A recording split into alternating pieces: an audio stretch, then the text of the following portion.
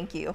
Aside from all the game chaos, the university also premiered its first ever drone show during halftime. Yeah, pretty cool. 13 News reporter Renee Romo was outside the stadium learning about how that show was put together and what goes into setting something like that up.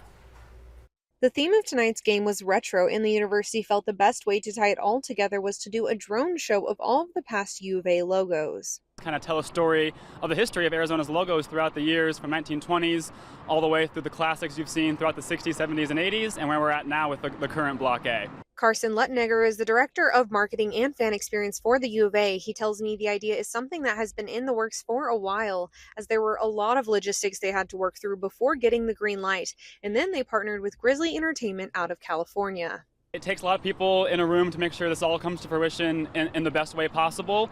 When it comes to the show itself, I'm right next to the stadium, and you can see the show is actually happening past the stadium.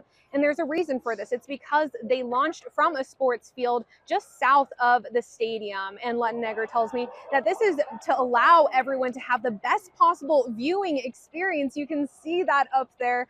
And also, of course, first and foremost, out of safety. Working with UAPD, working with risk management, getting all the FAA regulations so that everyone knows where drones are and when throughout the night.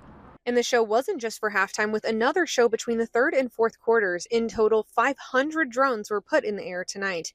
And fans I spoke with were pretty impressed with the show. I thought the retro vibe was pretty good. I thought it was awesome going through the different decades. And I looked up there and I was like, oh my gosh, like, that's so cool. It was amazing. Which is good news, because Luttenegger tells me the possibility of there being more drone shows depends entirely on how their first one goes. And obviously our goal is to increase the fan engagement for our fans and the overall game day experience. And if this show does that, then absolutely something to talk about for future years to come.